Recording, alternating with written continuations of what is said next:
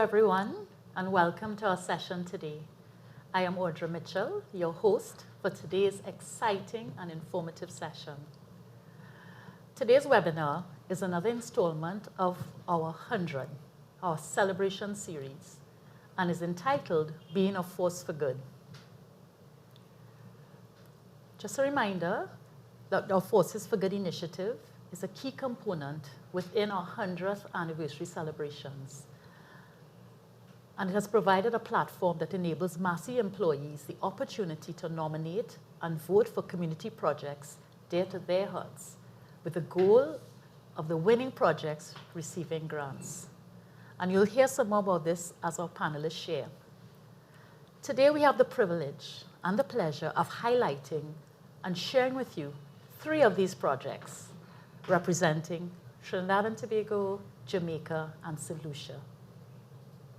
We encourage you to engage with us during the hour and a half we have this webinar, and engage with our panelists by commenting in the chat and posting your questions, which we will handle after the respective presentations.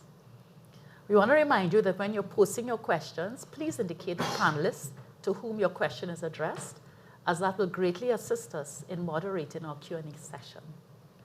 Please note that this session will be recorded and will be made available at a later date on the Massey Learning Institute, the MLI website, and our YouTube channel.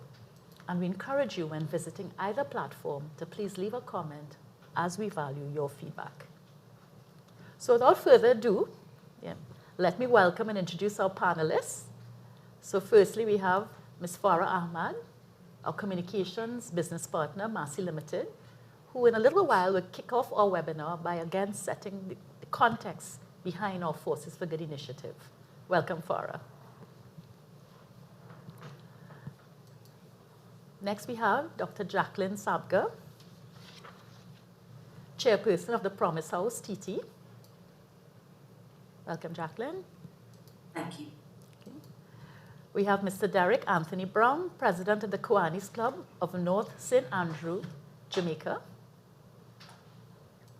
Thank you. And last, by no means least, Ms. Sophia Harry, president of the St. Lucia Sickle Cell Association. So to kick us off, I'd like to invite Ms. Farah Ahmad, business communications partner, to set the context and share with us about the Being a Force for Good initiative and campaign. We know that for some of you it may be a reminder, but it's well worth repeating. Farah. Thank you, Audra. So we just want to say a heartfelt thank you to everyone, all of the Massey employees that took the time to nominate projects during the nomination period. I know some of us met with some of you. We came into the offices and went through the process and had discussions, and your help from the beginning, before it was even launched, to help us navigate and make sure that the system was done in the right way, and the platform that we used was user-friendly. It was absolutely integral to the success of these nominations. So after the nomination process was completed, we did tally up our nominations, and we are so happy to announce that we have had 108 projects nominated for grants. So a large number. We did not expect it, but we are so happy to have it. And as you can see on the screen, we have a breakdown of the numbers of grants, of nominations per country. So we really want to say a heartfelt thank you to everyone who's been a part of it. Of course, the next phase in the process, after now the nominations, we will be going through a bit of a vetting process to ensure that the projects that were nominated are all eligible. And the projects that are eligible will go on to step 3, I guess, which would be the voting of the projects. So of course now our employees will then be able to go in and say, of these projects available, we're going to vote on them, and those are the projects that will receive grants. There will be more information coming forward in the next coming weeks about what that voting process will look like, where you can vote, how you can vote, and of course, if you need any more information, you could always reach out to myself or anyone on the 100-year team. So the upcoming presentations are going to be from 3 organizations that were nominated for potential grants. And they're just going to talk a bit more about the work that they are doing, just to give an overview, so everyone has a better understanding of what they could be potentially voting for. So I'll pass back to Audra. Great, thank you, Farah. So thank you for setting the context and reminding us a bit about the process. And as we can see, 108 nominations. Really great. Thank you, Massey. So again, let me welcome and briefly share some more about our first panelist, Dr. Sabga, and after which she will speak to you about her organization and the work that they're doing. So Dr. Jacqueline Sabga is the chairperson of Promise House, which is located in Trinidad and Tobago.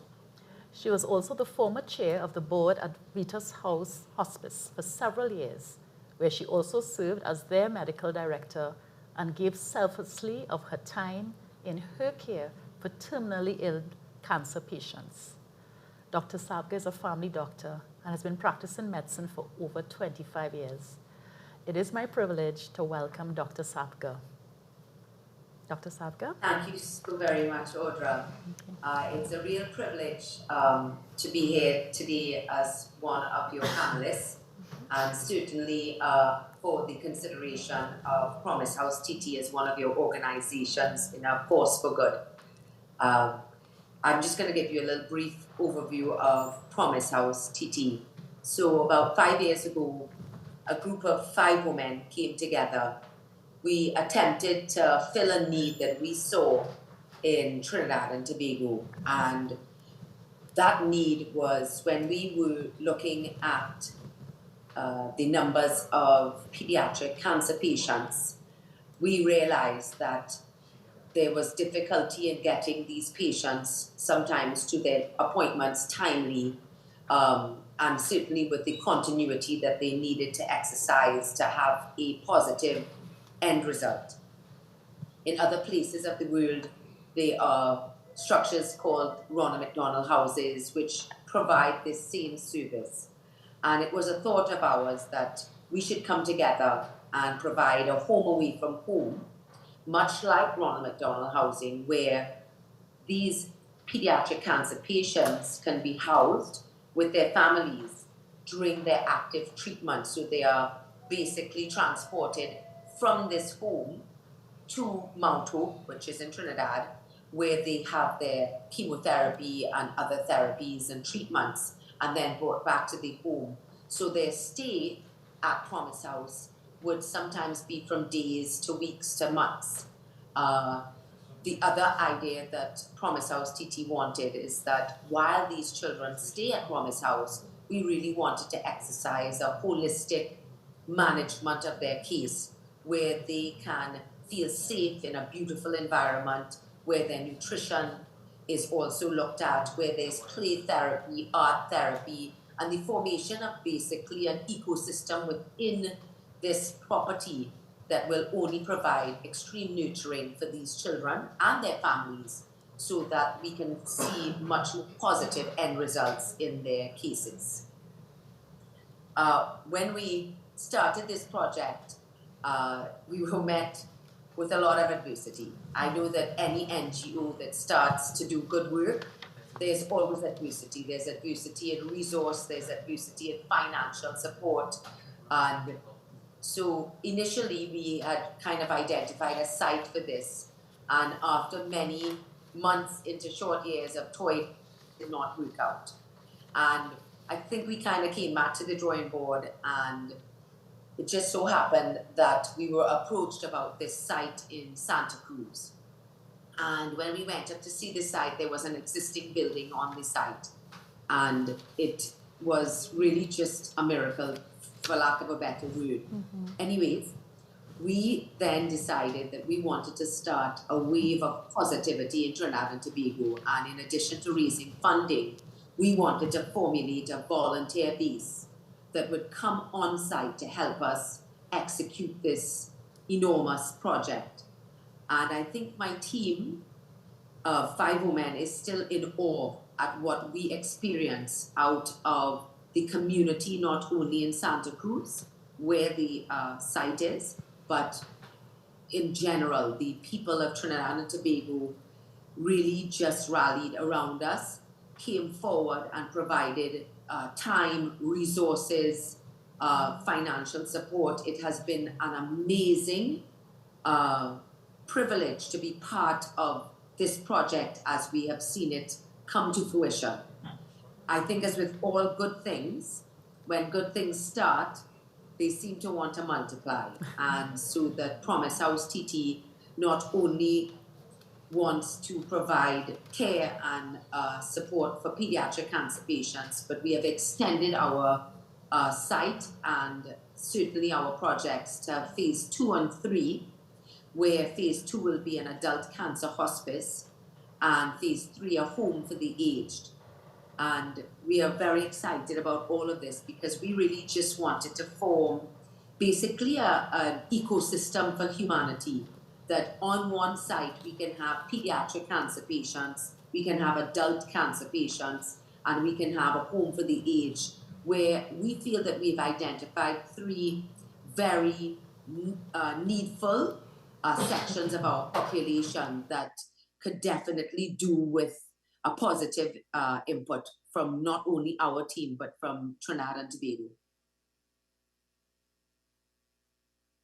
I don't know if you have any questions for me. So we certainly will ask some questions a little later on, but thank you, Dr. Sabga. So we just heard from Dr. Sabga, Promise House TNT, a home away from home, offering holistic case management, and as you heard, not just for the patient, but for their families as well. So thank you. So we're going to hear a little bit more from Dr. Sabga a little later on when we have our Q&A, and you heard what she shared. We want to encourage you to post your questions, post your comments, really engage with us this morning. So we're on to our second panelist. So our second panelist is Derek Anthony Brown, whom, as I stated earlier, is the president of the Kiwanis Club of North St. Andrew, Jamaica. So a little bit about Derek. Derek was inducted into the Kiwanis Club of North St. Andrew in March 2019 after serving for over 30 years in the Jamaica Defense Force.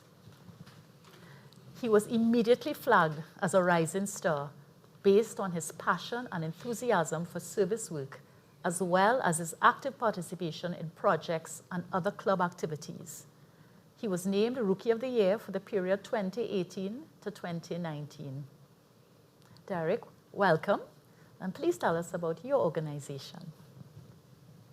Thank you very much, and thanks for having us as part of your 100-year celebration. I'd also like to thank those employees who voted for us and ensure that we're here today to speak about our club and its project. Now, the Kiwanis Club of North St. Andrew is part of a wider Kiwanis movement, Kiwanis International. Kiwanis International is a global group of volunteers who are dedicated to improving the world, one child and one community at a time. Our motto is serving the children of the world. Now, in Jamaica, there are approximately 100 Kiwanis Club, and the best of that 100 is the Kiwanis Club of North St. Andrew, for which I have the honor of being the president for 1 year. Now, the Kiwanis Club of North St. Andrew has been around for 49 years. We're in our 49th year, and we'll be celebrating 50 years next year with a bang, of course. And the club has been very much involved in serving the community. We've been involved in numerous construction projects and numerous outreach projects to the communities. A couple of the things that we have done in the past would include, we've done a lot of work at the Bustamante Hospital for Children, where we build a hostel for the nurses, so they have a place to stay when they're off duty. And also, we went further by building a child care center for children of nurses. So while they're at work, their children are nearby and they can, visit them and be confident that they're in a safe environment. We have also constructed the Micah Youth Counseling Resource and Development Center that's on Manhattan Road in Kingston. Now, this is an undertaking that took 5 years, and it shows the continuity that we place in our projects. So it took the agreement of 5 consecutive presidents to see through and follow through with this particular project, and it was done successfully.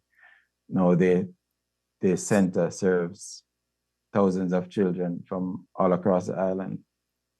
And so the club also works a lot with children. We go into the schools, and there are 2 basic schools that we do outreach projects for. We do a breakfast program for these 2 schools alternately each month. And once a month, we serve meals to 2 communities in Kingston, the last Sunday of every month. Feel free to join us whenever. But the current project that we're undertaking is Matthew 2540. Now, Matthew 2540 is a mustard seed home, part of the mustard seed communities. And it is also an extension of the Dare to Care initiative in Jamaica. Now, the Dare to Care program seeks to provide care for children born with HIV, no fault of their own. There's a feeder home in Spanish Town, which accepts children that have been abandoned by families because they were born with HIV. Now, when these children get to age 12, they transition to Matthew 2540, where they remain until it's time for them to take their place in society, age 18 and above. Now, Mustard Seed looks after these young men. We have been working with them for the past 3 years, right? We started out with mentoring and just giving them a different perspective on life. So we had mentor speakers come in and speak with them, motivational speakers as well. And then we transitioned to the whole matter of skills training, where we tried to teach each of them a skill that they're interested in preparation for their transition to the regular society. Now, those 2 phases have been completed. As a matter of fact, phase 2 is ongoing and it runs concurrent with what we're doing now. Phase 2 would have been the skills training, and phase 3 for us is the construction phase. Now, when we looked at the accommodation at Matthew 2540, we saw that it needed significant attention, right? There were 17 young men living there, and they needed a place, we call it a transition hostel, where they could live comfortably and prepare themselves mentally for transition to the wider society. So we decided to take on that project and construct a 7-room hostel, 7 rooms, 3 bathrooms, and a living area for these young men, so they can feel much better about themselves, live in a much, much more comfortable space than they are now. And that project, when we assessed it, when we started initially, was costing close to 9 million Jamaican dollars. And that was at the start of the project. When we in late 2022, is that it had jumped to $13 million. And so we had to double down and work that much harder to gain the funds required or the additional funds needed to complete this project. And we remain resolute that it will be completed. The project started in 2021, and the president then, Dwayne Cargill, did his part, and I, at that point, made a commitment to continue with the project. And so I'm doing this part. And then the incoming president, who takes office on the 1st of October, Jason McIntosh, he has committed to follow through. So again, the continuity of our club leadership is at play here. And there's a commitment to go through with this project and ensure that these young men are living in a comfortable space. And our intention is to see this project through at our 50th anniversary.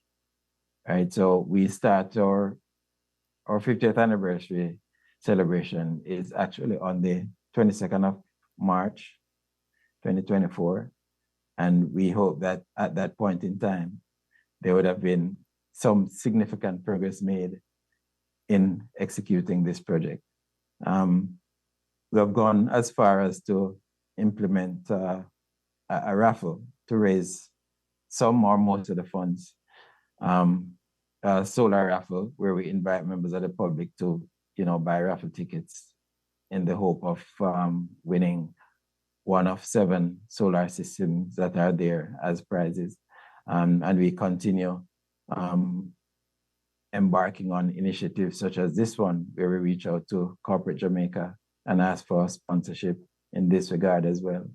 It is a project that we believe in. We have a lot of faith in it, and we are confident that with the help of the general public and corporate entities, we will be successful. And the whole aim is to ensure a proper living space for these young men who, through no fault of their own, ended up in this home. But we want to be sure that they're taken care of.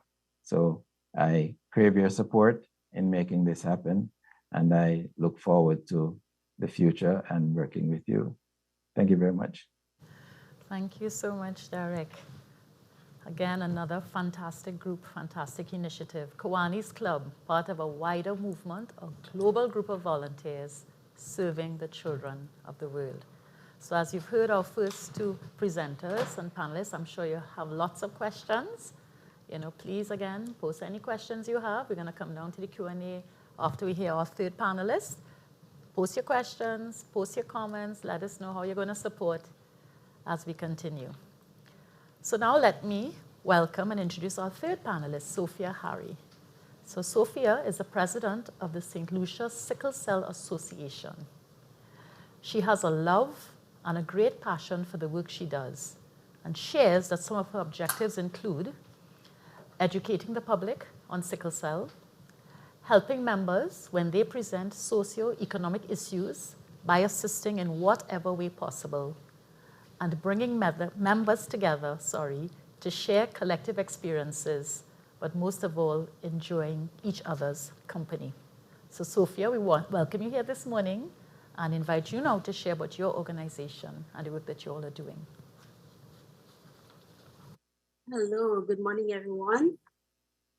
First of all, I would like to thank Massey and the Great Initiative, Forces for Good, for nominating us to be a part of this great event. My name is Sophia Harry. I'm the president of the St. Lucia Sickle Cell Association. The St. Lucia Sickle Cell Association was founded on the 7th of September, 1987. So next month, we're celebrating our grand 46th anniversary. Okay, and we have some great activities taking place on that day and during the course of the month as well. First of all, let me just bring you into our sweet country, St. Lucia. Okay, St. Lucia, a country that I love very much, 238 square miles. This country, our main economy is tourism, and we're surrounded by water. Okay, many a times you will find the cruise ships coming in, and the tourists themselves love our island, which is called, sometimes we call it the Helen of the West. Now, first of all, I would like to share with you some of the things that we're doing in our organization. Now, some of our objectives, as mentioned before, we assist our members in different ways. We do counseling on whenever person's in need of counseling, we do counseling. We educate the public. We go to the markets, the schools, the health centers, the churches to educate the public. We also administer vaccines to persons, especially those who are unable to go to the hospital, go to the health centers.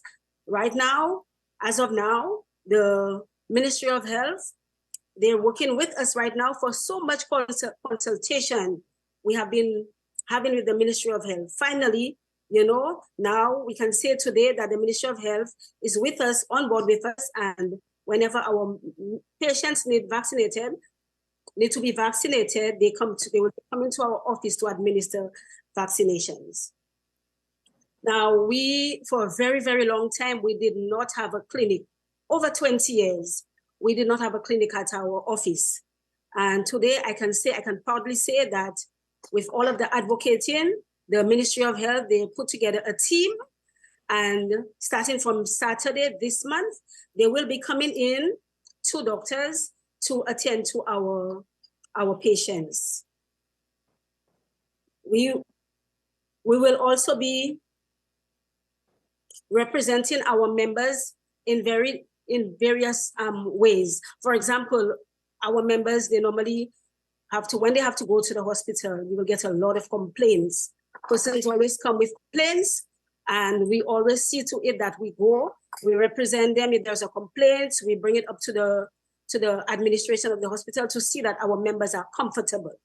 Now, one of the reasons why I became a member of the St. Lucia Sickle Cell Association, it's because at the age of 8 months, my second son was diagnosed with the disease.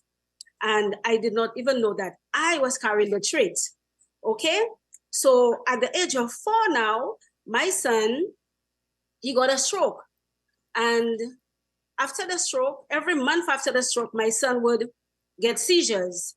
And we got a few doctors from St. Lucia to advise us. So I had one doctor who said to me, this is serious, you know, maybe my son may die with all of that complications.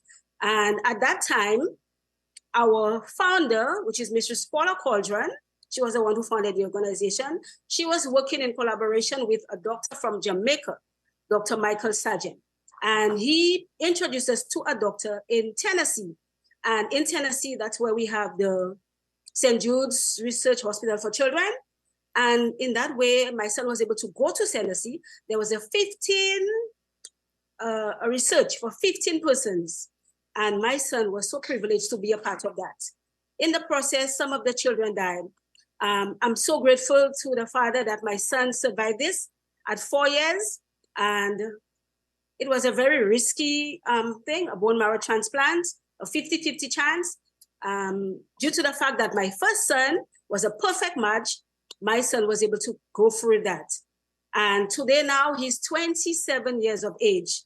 So hence the reason why today I am here with the St. Lucia Sickle Cell Association, advocating for the cause and also helping other persons with the blood disorder and trying our utmost best at the organization to see in what ways we can reach out to them, in what ways we could educate them to take care of themselves through different workshops, self-management workshops, different sessions with them, and also through sharing it with the entire public, like I said, by going out, sharing the literature and sharing the information. Thank you. Thank you so much, Sophia. And also for sharing your own personal journey and story with this, so you have a personal experience, of how it occurs. And I think through your organization and your commitment to educating and advising and sharing information to the schools, the markets, many more persons, will get to know more about sickle cell, because as you shared in your own story, in your journey, you didn't realize that you had the gene. So thank you for your story, your personal story, for your organization and the work that you're doing. So ladies and gents, based on the 3 organizations we've heard and the representatives, it is clear why these 3, amongst all the others, were nominated. And in listening to each person, you can hear one thing in common, passion and a commitment to making a difference and making the world a better place for persons. So now we're gonna get into our Q&A session, right? And again, I want to ask you if you have any questions, please feel free, post your questions, post your comments, because we want to hear from you. And we want you to really take this opportunity to get more information from our organizations. So I'm going to start off with Dr. Sabga. So one of the questions I had, and you actually alluded to it in your presentation, was that in the early stages of establishing Promise House, there were some challenges. You know, you mentioned a bit about the resources and financial support. Can you just share a little bit in terms of, you know, kind of some other things so that anybody wanting to, like you, establish something like this, some things to look out for that were potential challenges? Now it's clear you overcame it because you're here and continuing to grow. But just for anybody interested in getting into this, you know, can you share your story around that? Well, I think that what initially happened is we really wanted to see if, as an NGO, we could kind of partner or at least involve government in some way. And in the initial stages, we actually were trying to source a piece of land and build this project. And we kind of looked at some of the RHAs and identified various pieces of land that were just available, they were empty. After about 2 years of countless meetings, countless negotiations, we realized that this was not going to happen. And we needed to find another way because we felt so passionate about this project. And one, we definitely did not want within us to kind of diminish and to get frustrated. And so we started to look elsewhere. We actually even considered up at Mount St. Benedict, and Father Pereira was absolutely astounding. But the avail land there would have required so much more financial resources to make it a viable piece of land. It was kind of cantilevered off of a beautiful precipice, but nonetheless, it required a lot more finances. And then this property in Santa Cruz became available, and it was beyond ideal, but it also then opened up the scope of not only phase 1, but phase 2 and 3, and who could say no to such a beautiful ecosystem? And so we're just plodding on. We're determined to see this to fruition. Great, thank you for that. Thank you for that. And I have to say, I actually live in Santa Cruz, so I remember when I was passing and seeing everything, I wondered what's going on there, you know, so I'm really happy to hear, you know. The truth is, Audra, that we were actually quite astounded by your community in Santa Cruz. Right. What a beautiful, you know, when I think of Trinidad and Tobago, and I'm not just saying that because you're from Santa Cruz or that the project is in Santa Cruz, but when I think of Trinidad and Tobago, I kind of think of the community that we met in Santa Cruz, where every time we're on site, and of course you would see that we're on there at weekends, weekdays. We have so many volunteers reaching out, which has totally left us in awe. And there's not been a single weekend that we've been there that some of your Santa Cruz residents don't stop by and just say hi. You know, just want to let you know what a good job you all are doing. We're so proud of you all. Or they'd come and lend a hand, give us information that they think we need. And it's really been quite wonderful. Great, thank you. Thank you for sharing. And before I move off of you, I want to ask another question that somebody was wondering.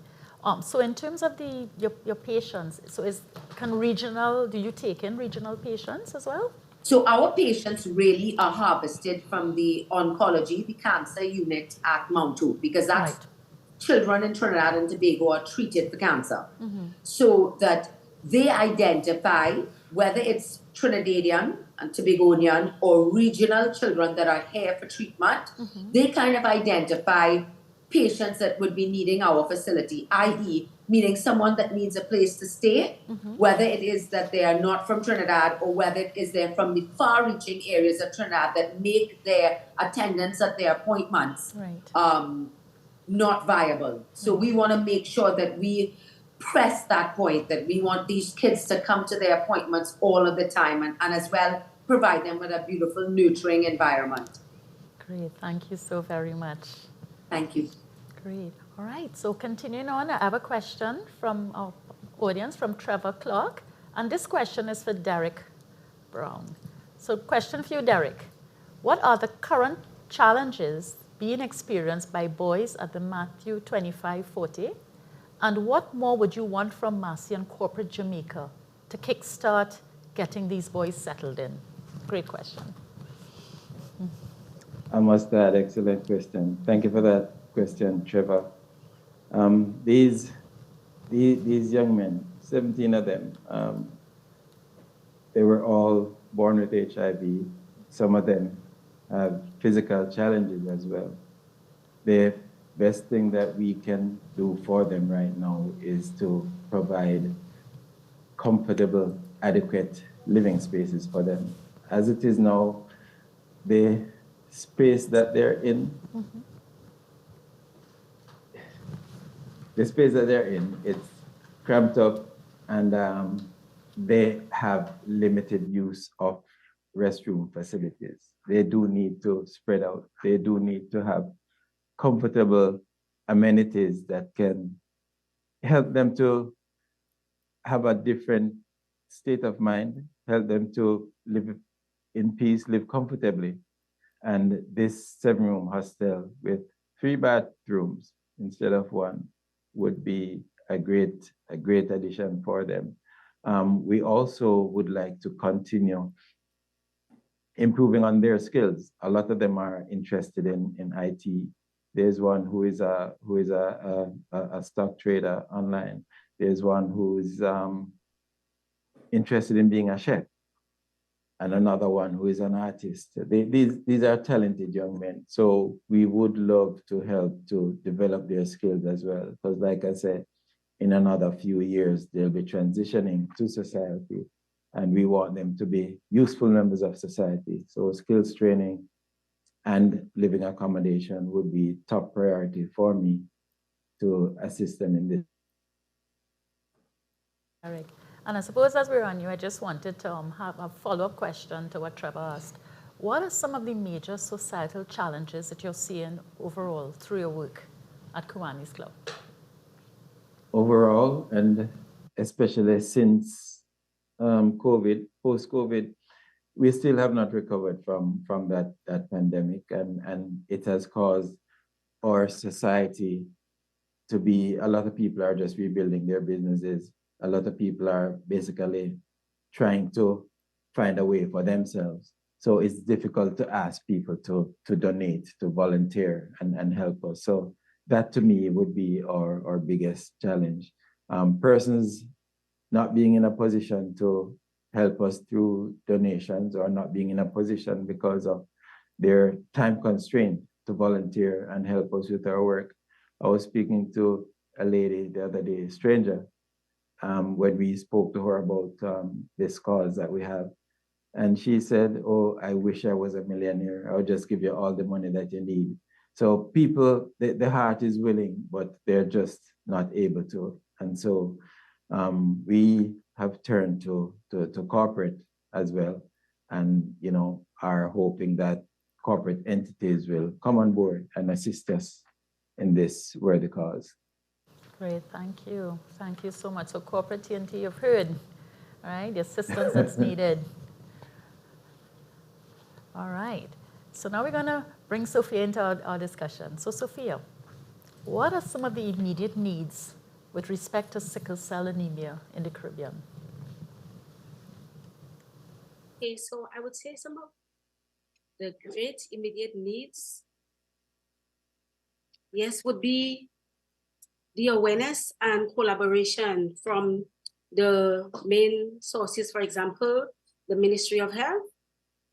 Yes, I would like that. Well, I can say as of now that we can see a great improvement, with the health authorities. For example, earlier on, I said to you that we're going to get a medical team to come in, to have the clinic. Yes. And we need also better healthcare, especially for those of our members who are unemployed. And some of the reasons why our members are unemployed is because of the illness. So most of the time, persons may go to work and they may fall sick. They may have many visits to the hospital, and that can cause them to stay away from work most of the time. So we need more support from the ministry and ways in which we can assist our members in this regard. And for those who are unemployed, maybe the adults can get exempted with their medical needs. As of now, we only have the children up to 18 years being exempt with all of their medical needs, but adults have to fend for themselves. Okay, great. Thank you for that. And I want to ask you a follow-up question. You know, we've been discussing, sickle cell anemia. Can you briefly share, what are these signs?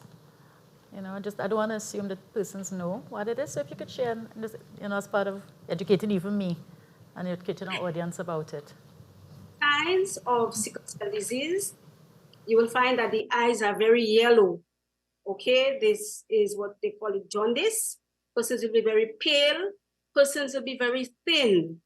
And another sign is the fingers, the toes will be swollen. Okay, you'll get swollen fingers and toes, especially in the infant stages. Then we have the ulcers with the adults. If you get just a little bruise and you don't take proper care of it, it will remain for years if you don't take good care of it. So we have the ulcers. And some other signs that you can find with persons suffering with this disorder is when the private part of a man, at times it would remain erect for about a week or even more. So we have there's a lot of signs that you can find, a lot of painful crises in this blood disorder. The spleen normally gets enlarged as well. So we always advise parents to check for the spleen. And if you do not know how to check for the spleen, when you visit your doctor, make sure they show you how to check for it. Yes. Thank you, Sophia. Thank you. So we're going to now switch back across to Dr. Sabga. So the question we have for you, Dr. Sabga, what advice do you have for other individuals trying to help with children's issues in their own way, just based on your journey and what you've seen? What advice would you give? That's a big question because, well, Promise House addressed specifically children with cancer, and but there are so many issues that avail to children in Trinidad and Tobago and in the region. And I think that it's a huge topic. It's a huge topic, actually. I'm not sure if you want to narrow it down a little bit more for me. Yeah, like, I suppose in terms of then maybe into persons who want to make a difference with children's issues and maybe want to join you all or support you all or do. Okay, so I can even do better than that. So anybody that wants to support Promise House, whether it's in resources, time, information, advice, they can always contact me. My cell number is 682-3554, and I'm very, very good with my phone and responding to messages. And at least that I can guide, even if it's out of the realm of Promise House, at least if someone was more specific with what they wanted to help with children with, I certainly will be happy to lend advice, information, or guidance as I know it. Thank you. And I had another question for you in terms of what inspired your dream to establish Promise House? I think since I was a little girl, I wanted to be a doctor.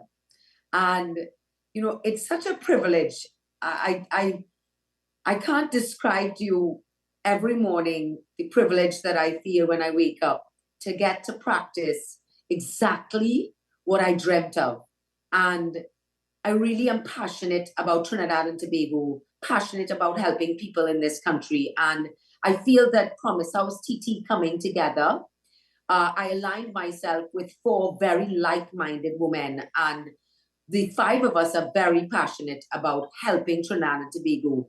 When we looked at the numbers for pediatric cancer and where we saw what we would assume to be failing numbers in certain instances, we realized that parents and children needed that support. They needed a home away from home to help not only support them in their journey to and from cancer treatments, but holistically, nutritionally, educationally, psychologically. And we were very, very passionate about bringing this project to fruition and then certainly to move on to phase 2 and 3. And just really to form an ecosystem of humanity. We saw 3 specific avenues in Trinidad and Tobago that needed help.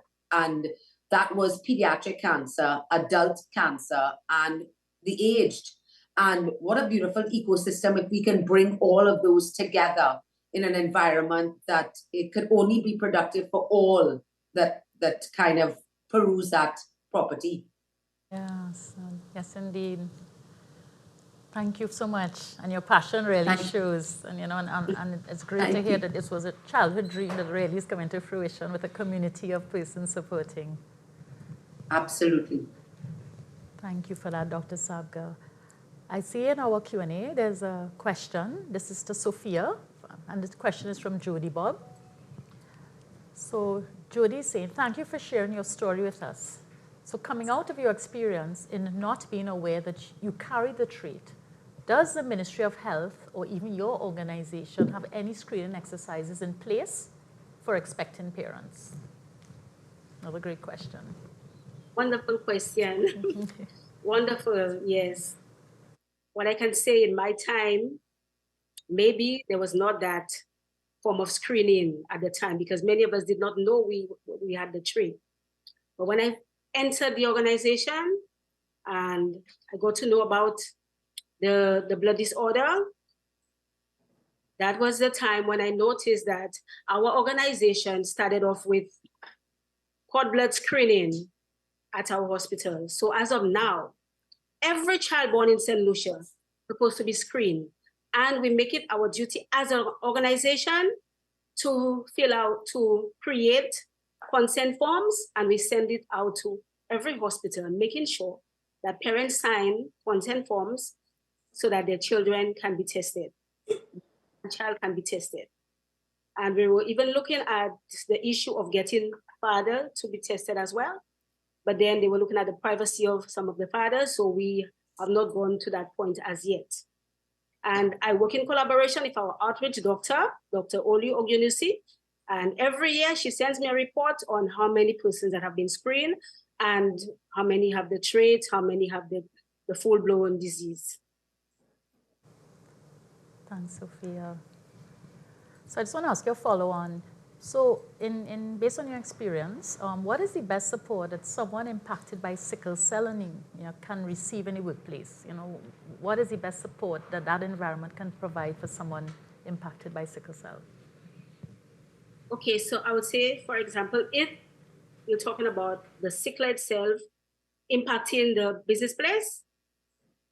So an employee, let's say that maybe have sickle cell, and how can the colleagues' work environment support? Okay, so since persons suffering of the disease, they normally get sick, what I can advise the persons in the business place to do is to be more cooperative, okay? If they have team spirit, then they'll be able to work and be able to assist that person, because when they're into the crisis and the pain, there's nothing much that they can do, okay? So I would advise them to have empathy, understanding, love for one another. And for the person now suffering of the disease, when they have their high days, show that they appreciate what the colleagues are doing for them and try their best to be punctual, accountable, cooperative, and be able to communicate effectively so that the workload and the work environment will be comfortable for them all. Great answer. Thank you, Sophia. So again, back to the Q&A. We have Trevor as a question, and this would be directed to Derek. So you mentioned that there are some of the boys who have certain job interests. I know that mentoring is a big part of these boys' life. My question is, what plans are in place to work with all of these boys to get them to transition into their job area of interest? Thanks for that question, Trevor. I would have mentioned earlier that phase 2 of our project has to do with skills training and development. That will run concurrently with what we're doing now. Already we have engaged a a local entity, a corporate entity, the name says, and they have decided to come on board and assist with training and mentoring. So the intention is to have all of them mentored and trained certainly to a certain level, and then where they indicate areas of specialization, then we provide that area of expertise to deal with this specialization. So if somebody is interested in being a barber, for example, then we would invite a barber to come in and provide training for these individuals. But this skills training and development will definitely continue concurrently along with the third phase of our project, which is the construction phase. Thank you. Thank you, Derek. So Trevor Sure. and everybody that's asking questions, we thank you. I'm just looking to see. Okay, no additional questions. All right, so for the panelists, we'd love to hear from each of you, If you won the Forces for Good grant, what would the grant be put towards specifically? So I'll start with you, Dr. Sadgar. So if Promise House won the Forces for Good grant, we would use this to maintain and allow these children to live at Promise House during their times of treatment. But part of the holistic endeavor is really to have art therapy, play therapy. We've reached out to the Mount Hope Veterinarian School to, kind of bring animals on site a little bit and really to create a community for these children while they're actively being treated. A safe, obviously, environment for them. And so that would be what our grant would be put towards. Thank you. All right, let me ask Sophia. The Lucia Sickle Cell Association wins this grant. There are so much that we need to do at our organization at this time. One of the main things that we are looking for, we have about 6 to 7 registered members that we know all that are in great need of surgeries. Young people, very inspiring people, creative people. We have 2 young ladies on a wheelchair, and these young ladies would like to give back to society. I admire one of them. She lives all the way in the south, and we are in the city. And she does not let sickle cell let her down. She creates wonderful things like key rings and picture frames, and she sells it. She even helps us, the organization, when she sells, give us something out of it. So if this organization would win this grant, I would be so happy that we can send about 6 or 7 persons to Matnik to get knee and hip surgery. Right now, we're working with the Ministry of Health, with the CMO, and she's working with Matnik Care Project. And the process is a little slow. We wish that project would go faster. And maybe by just helping us with that grant, we can help at least one person to go to Matnik for that great cause. We would also like to make our outreach and research programs even wider, and also would like to upgrade our new clinic right now.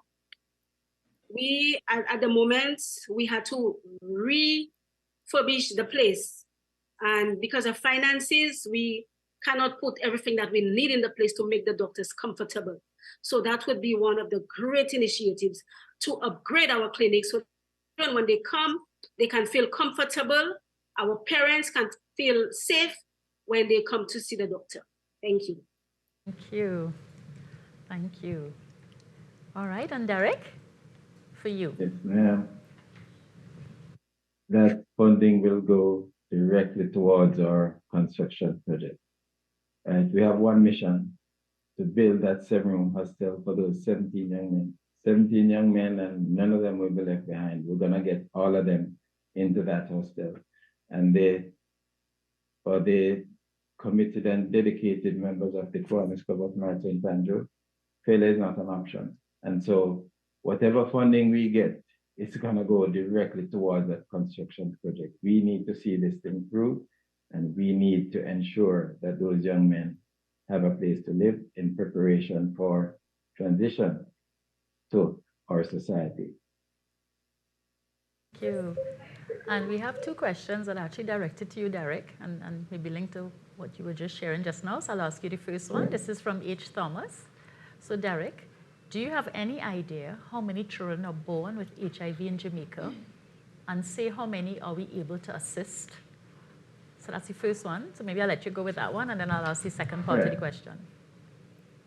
I don't have the statistics immediately. What I do know is that the Dare to Care project has been taken on fully by the mustard seed communities. And so once a child is born with HIV, that child goes to that home. If the child is abandoned, that child goes to that home in Spanish Town. And once that child reaches age 12, the child transitions to Matthew 2540. As it stands now, there are 17 there that we are responsible for. Those are our children. We are seeing to it that they have a much better so that they can, integrate seamlessly into our society. So as it relates to the total number, no, I don't have that figure, but we do know that 17 will not be left behind, not on our watch. Great, thank you. So the second part of that is, can you say something about the continued need for and use of this hostel? The hostel, and it sounds like I'm repeating myself here. All right, that home in Spanish Town, when they transitioned to Matthew 2540, right, they spend a few years there where, based on our initiatives, they'll learn a skill, they'll get motivational talks, and then they transition to society. Now, based on what is happening now, a bottleneck has been created. And so if those young men don't transition into the hostel, then nobody will be able to leave from Spanish Town to come to Matthew 2540. And so the hostel will be in use for years to come. And we're not gonna abandon it. We're gonna be there with Mustard Seed, helping with that hostel. So as the name suggests, it spells transition. So they go to the hostel, spend a few years, then they transition to society. And as soon as they leave, there's another set ready to take up that slot within the hostel. So we see it being in use for many, many years to come. Great, thank you. So, so at this point, I know that Dr. Sabga, just want to ask you, because we know that, due to personal commitment, you'll be leaving us at 11. Yes. So the question we want to ask, though, what has been your greatest learning in this journey? I think that the learning curve has been several. So one, most definitely, there's been personal growth within myself and my team.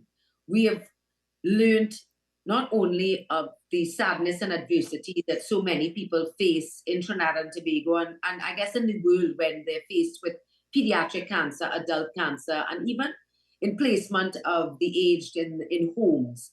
We've also learned that within us is the ability to help. And, we always think that help needs a lot of money or a big grand gesture. And we've just seen an outpouring of love from the people of Trinidad and Tobago in small gestures, small, sometimes a word of advice, a moment of time, and those things go such a long way. We've also had learning curves where we've learned how to build things like engineers, like contractors. We have learned plumbing. We have learned so many different skill sets in this journey of Promise House that they're invaluable. They're invaluable to me and my team. All of the journeys, all of the skill sets that we have learned within this journey. It's really great listening to you to hear that the village, a community, that spirit, that sense of doing good and being a force for good and supporting people. It really is what we wanted to instill. We wanted to see a wave of positivity just strike out in Trinidad and Tobago. Yeah. We've seen so many grievous things, bad things, sad things, and you can't deny them, they exist. But I know that within this country exist the most amazing people with great generosity, great hearts, great skill sets, and we've seen it all. We have absolutely been blessed and privileged to see it within our journey, and we just want to keep that going, to be honest. And we thank you. We thank you again for your time this morning. We thank you for the work Thank that you for the do. privilege of being here, and thank you, Massey, and your team, because you definitely have struck a force for good, and it's been a great privilege. Thank you. Thank you so much, and we look forward to engaging with you in the future. Thank you so much, and I am going to ask for Yes. my excuse. No Thank you. problem. Thank you very so much. much. Take care. Thank you. Okay. So Derek, I'll ask you the same question. What has been for you the greatest learning in this journey?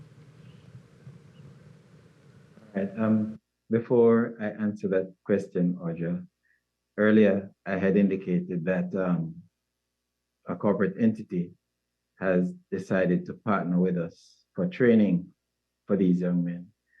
The name had slipped me then, but it is actually the Gore Foundation. The Gore Foundation in Jamaica, they have offered to assist us with training, and we do look forward to embracing that.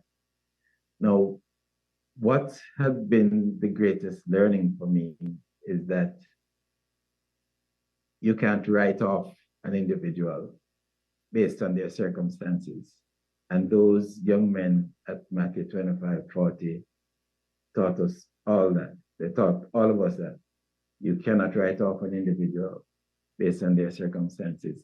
When we first started working with them, they were resistant, they were reluctant, they were hesitant, they did not want to be a part of the program. And that was primarily because they got so used to persons coming in, spend a day with them, give them some treats, and then they never see them again. Then a month or so later, another group would come in, do the same thing, and they don't see them again. It's like ticking a box. We decided that that would not be our approach.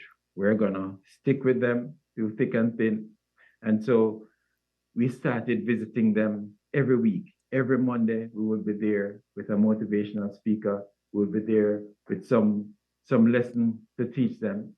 We would be there interacting with them. And what we noticed, probably about 8 or 9 months of this type of interaction, these young men who resisted us initially were calling us uncles, right? They referred to us as uncle. That was very touching for us. And it taught us all that you cannot write off an individual. And it was after that we started seeing how talented these young men were. One of them was rearing rabbits, and he had a bunch of rabbits, and they were able to sell them for profit. There was an artist who he assisted with a mural that is now on display here downtown Kingston. So these young men are very talented. All they need is somebody to be attentive to them and to guide them as they go along. So that for me was the greatest lesson. You cannot write off an individual based on their circumstances, because there's always a reason why they push back. And once you find that reason, it's smooth sailing after that. Well said, very well said, because at the core of it, we're all humans, and what humans need is just somebody to believe in them, right? And give them an opportunity based on what you're saying. Certainly agree with that. Absolutely. I'm going to keep you in your hot seat for just a little longer. I'm used to it. Both H. Thomas and Trevor L. Clark had similar questions, so there seems to be a concern around the transitional arrangement and what happens to these children after the age of 18, right? So for Trevor, and H. Thomas, they were asking, does the government do anything to support these young men after age 18, to the best of your knowledge? Is there anything that supports them after the age of 18 and they've transitioned out?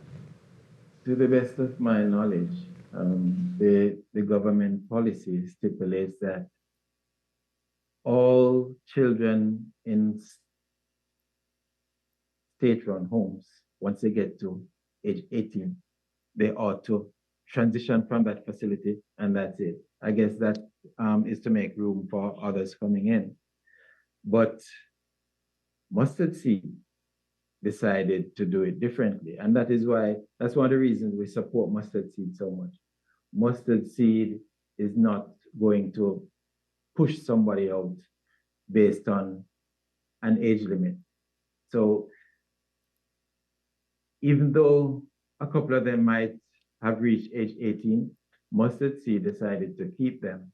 And this program that we have now started will go a far way in helping them to acquire a smoother transition, because the program teaches them a skill. It teaches them that there's life beyond your disability. There's life beyond whatever limitations you're facing. There's life beyond your health issues. And so we continue to work with them, even beyond age 18, even when the government say, okay, age 18, time to go. We continue to work with them alongside Mustard Seed. Age limit for any Mustard Seed program? So is it 18 until? Is there a cutoff or? I don't know that there's a cutoff for Mustard Seed. Mm-hmm. However, there is evidence of persons getting ready to transition. Some of these young men are actually going to school. A couple of them have landed jobs. And so when they are in a hostel like that one, they have a place to rest, certainly until they can find themselves on their own 2 feet.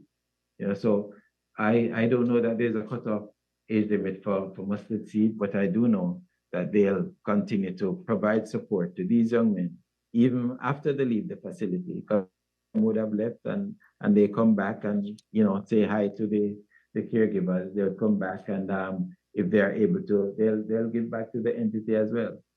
So it just never ends, you know. But these young men that are there, once they are comfortable, once they have acquired a skill, once they have secured a job that can take care of them, they certainly will be transitioning into the wider society.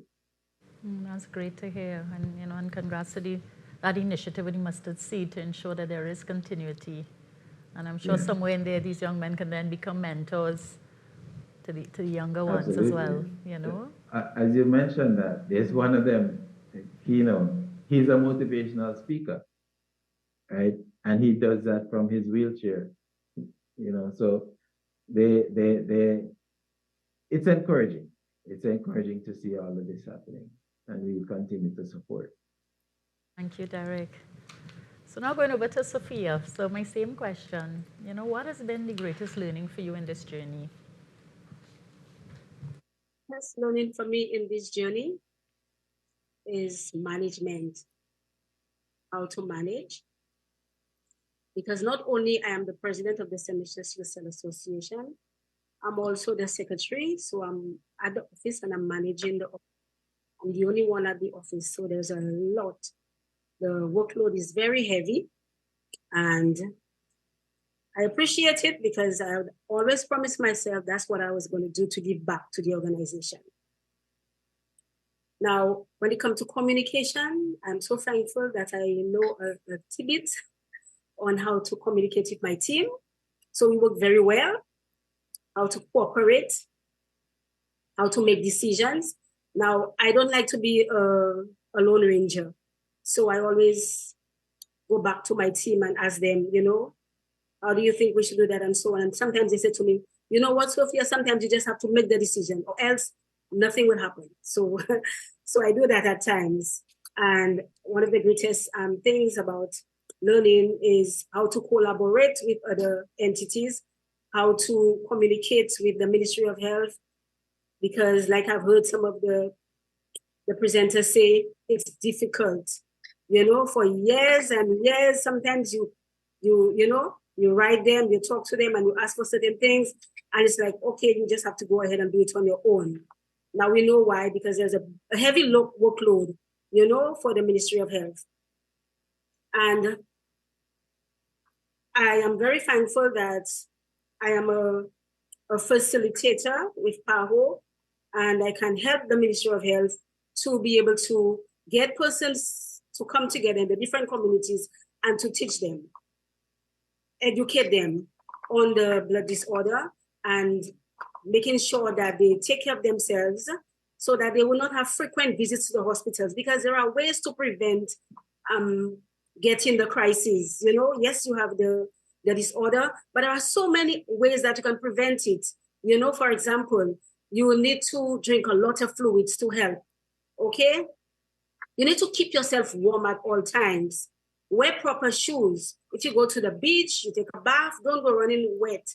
Cover yourself, dry yourself up. So all of these things, we go to the different communities, like I said, you know, and we educate persons. Yeah. Great, thank you. So Sophia, as I have you on the hot seat, what's next for you and your organization? What's next in your journey? Okay, what can I say? Like I said to some of my members, I've been the president for, let's say, 5 years or almost 5 years. And I used to be on the executive board, like secretary, second vice president. I'm saying to some of them, you know what? I think I need a break. I need a break from presidency, but I don't think I'll ever get a break from being a part of the organization whereby I can assist in whatever way possible. Because I'm good with the creativity, I'm good in the fundraising, I'm good with the members. You know, every year I have a wonderful summer program that most of the time I'm the only one there facilitating the summer program. We just had one, it was Smile and Act and Smile, and I tried taking as least 10 children because you know how these children can be, you know, so I'm still there and I'm trying my utmost best to give back the way that I always promised that I would. Thank you. And Derek, similar question, you know, for you and the organization, what's next for you? What's next in your journey? The Kiwanis year starts the 1st of October in 1 year and ends the 30th of September the following year. You know where we are on our calendar. So come the 30th of September, I won't be president anymore because for my club, you're president for 1 year and that's it. We never repeat a president in our 49 years of service. So come the 1st of October, there will be a new president, President Jason McIntosh. And I have already promised myself and made a commitment to Jason to be the best immediate past president that I can be. I am committed to helping him to see this project through and also to continue to build our club, right? So next for us, installation, new administration, but the work continues. I'll continue to work with the new president to see this project through and to just continue to make our club the best that it can be. Thank you. All right, so we're going to be wrapping up shortly. So we want to ask each of you, this is your opportunity, your wish list, you know, in terms of what you like our audience to know, how you'd like them to support, any support that you need, anything. So I don't know who'd like to go first. I'll yield to the lady any day.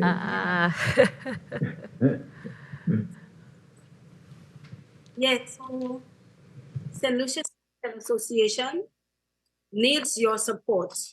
For those of you in the region, in St. Lucia, one of the greatest supports that we need from our members and persons in the region is communication, is sponsorship. And we need persons to help us to educate. So raise the awareness with us, sensitize the public with us. We normally have our fundraising drive and our workshops, our small exhibitions every year, sometimes 2 times for the year. June is June 19th. We recognize World Sickle Cell Day. we have our wristbands that we have a wristband drive. We ask persons to donate $5 towards the wristband drive.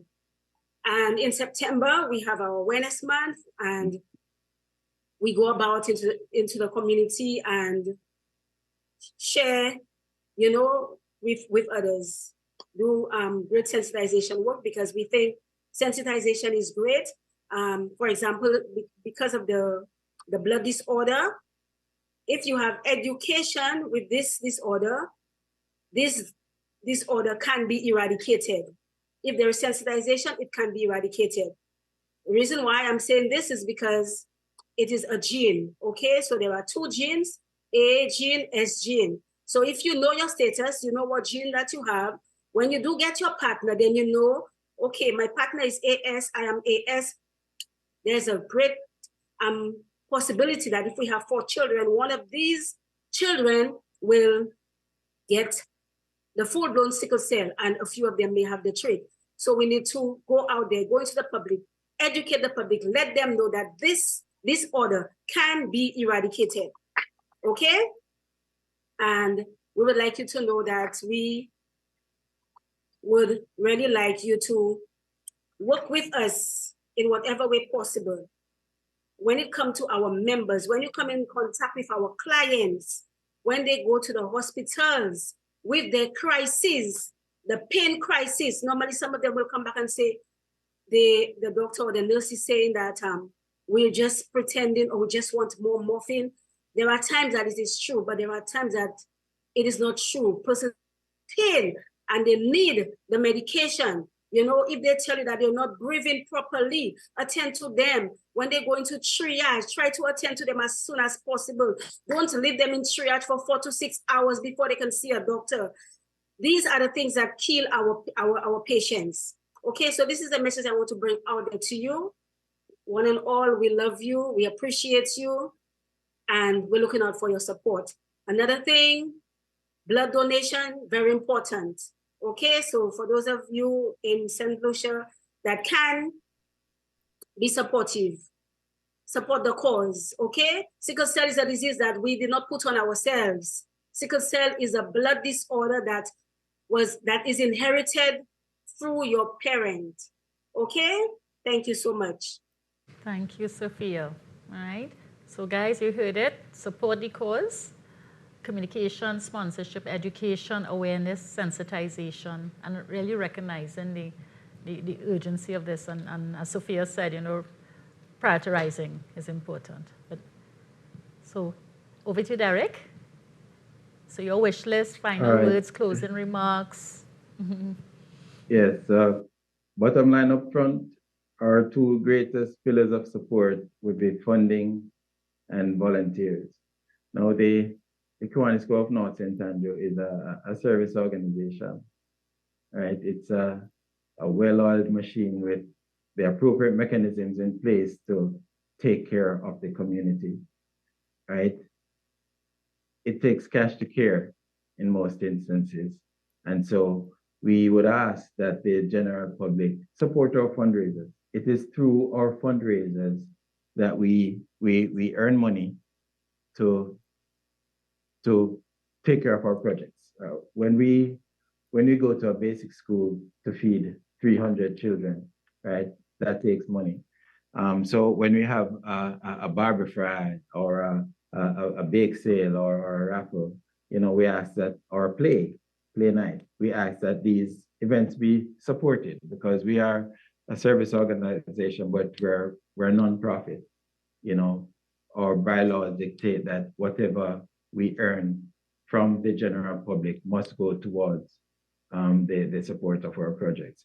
And we also ask that persons volunteer to help us, volunteer whether as a one-off on one of our projects, or better yet, become a member, right? It's easy to become a member if you're committed and about service and you want to make a difference in the community.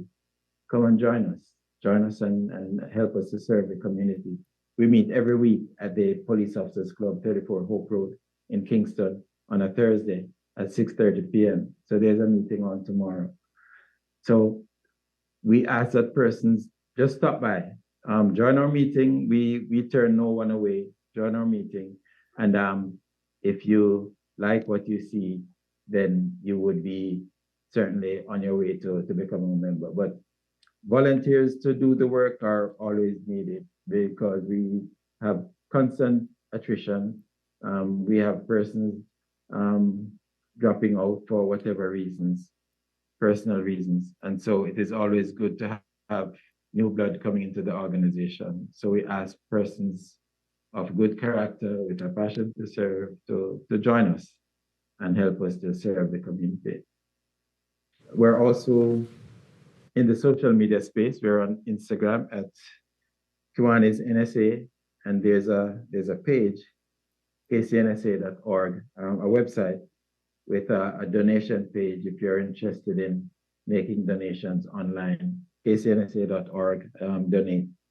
So we welcome visitors and we welcome donations from sponsors to assist us in making the world a better place, one child, one community at a time. Thank you so very much. So ladies and gents, we've had Promise House TT, Kiwanis Club of North, St. Andrew, Jamaica, and the Sickle Cell Association of St. Lucia. So we've had this morning 3 amazing individuals representing 3 amazing organizations, 3 amazing projects. 3 out of the 108 projects that was nominated and submitted for you to vote on. So great people doing great work to truly impact the lives, not only in the Caribbean region, but in the wider spaces. All in alignment with our vision of being a global force for good, an investment company with a Caribbean heart, as we celebrate our 100th anniversary with our Forces for Good initiative. So we invite you to look out for more communication and updates regarding this initiative. It's well on its way. It's coming down to the end of it. Today, I want to thank our panelists for being here today, for the amazing work that you and your organizations do, and we wish you continued success on this journey. Thanks, as always, to our technical team, Smart Vibrations, to the Massey Learning Institute team, as well as the People and Culture team, without whom this would not be possible. And of course, to you, our attendees. Thank you, as always, for joining us, for making the time to be here with us. And we look forward to seeing you soon at our other upcoming programs and webinars. Visit us on our website, www.masseylearninginstitute.com, to find out more about our programs and our offerings. And as we close, remember to keep leveling up. See you next time. Enjoy the rest of your day. Thank you.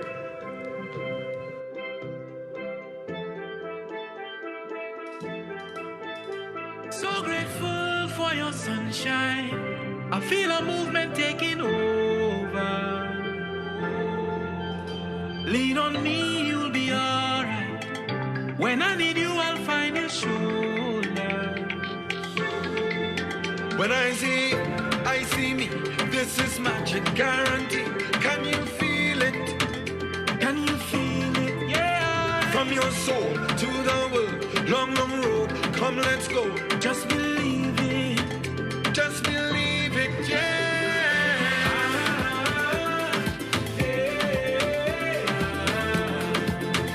There's no me without you.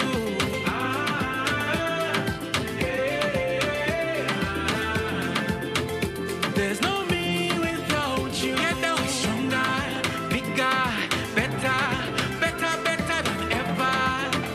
There's no me without you. Get down stronger, bigger, better, better, better than ever. There's no me without you. When tomorrow comes, whatever that may bring, with your hand in mine, we can do anything for 100 years or 100 more. If it's me and you, of one thing I am sure. When I see you, I see me. This is magic guaranteed. Can you feel it? Can you feel it? Yeah. From your soul to